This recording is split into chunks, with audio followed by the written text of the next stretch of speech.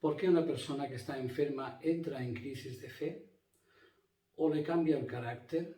Si la enfermedad es física, por ejemplo, si lo que tiene es una dolencia que afecta al páncreas o que afecta al hígado o que afecta incluso a una de las articulaciones o a la misma espalda.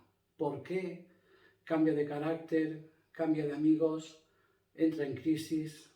Podemos decir que la enfermedad es como esta ruleta de la suerte, donde si bien el centro es esa enfermedad definida, usted tiene una artrosis, por ejemplo, fibromialgia, los radios hacen referencia a aspectos que concurren con la enfermedad y que a menudo son ignorados, y no solamente eso, sino que a veces son más importantes que la misma enfermedad. Por eso conviene saber de ellos, conviene tenerlos en cuenta para poder trabajarlos desde el propio enfermo y desde los que cuidan. El aspecto quizás más importante y más fácil de ver es el aspecto físico. El aspecto físico es la información primera que recibimos. Si no nos duele nada, quizás podemos tener la sensación de que no tenemos enfermedad, o no siempre es así. En cambio, una enfermedad no grave y dolorosa nos puede estar informando de que estamos muy mal. El aspecto físico condiciona la persona, eso es evidente.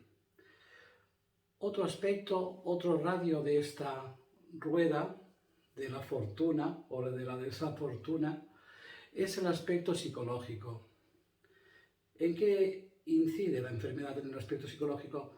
Pues desde la fragilidad emocional, por ejemplo, que nos va a sumir muchas veces en llanto, o que vamos a soportar menos las intervenciones de los demás, las vamos a tomar como más dolorosas, más susceptibles, ¿no? O aspectos muy poco hablados como la sexualidad. La sexualidad puede quedar alterada en cuanto que la libido puede estar muy baja, hay una inapetencia, o al revés, hay una hiperactividad.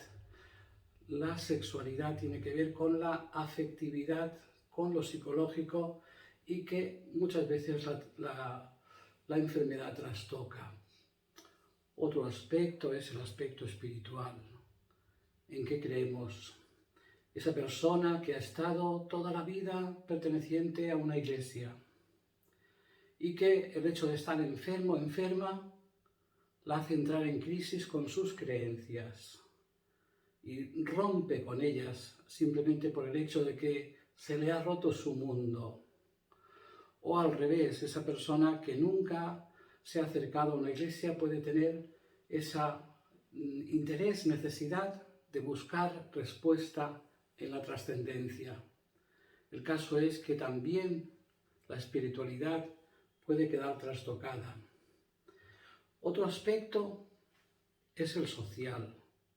El social hace referencia a nuestros amigos, nuestros conocidos, cómo al principio les cuesta admitir que hemos cambiado y cómo ese cambio a veces va a consistir en dejar a aquellos amigos o que nos dejen. Cambia nuestro mapa social, podemos decir.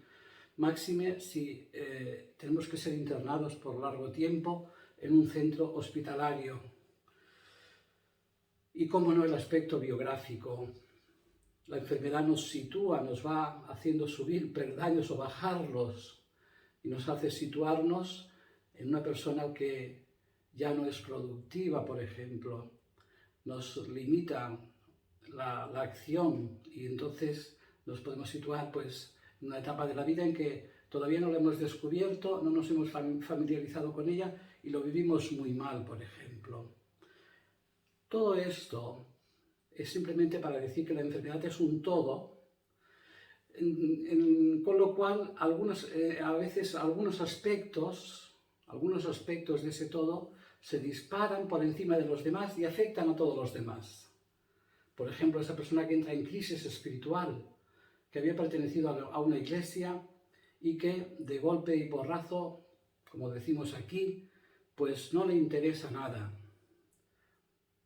Para él mismo puede ser un dolor entrar en crisis con ese Dios que es un Dios amoroso. Y ese aspecto le puede repercutir evidentemente en lo social, le puede repercutir incluso en el estado de ánimo que al no tener el consuelo que podía tener antes, pues experimenta un poco más la tristeza, por ejemplo. Un aspecto de la enfermedad trastoca a los demás. ¿Cómo debemos de abordarlo esto? Siempre es necesario observar cuál de esos radios, cuál de esos aspectos es el que está destacando más, aunque no sea importante. Aunque no sea importante. A veces el mismo enfermo siente vergüenza de comunicar que está afectado de esta manera por el aspecto sexual, por ejemplo, donde su sexualidad ha quedado trastocada. Se necesita un interlocutor para poder expresar aquello que nos está preocupando, para trabajarlo, para reconducirlo y que de alguna manera eso repercuta en todos los demás aspectos. La clave será acompañar. El próximo vídeo que está relacionado, todos están relacionados, será tolerar el desaliento. Con ustedes, Alfonso Gea.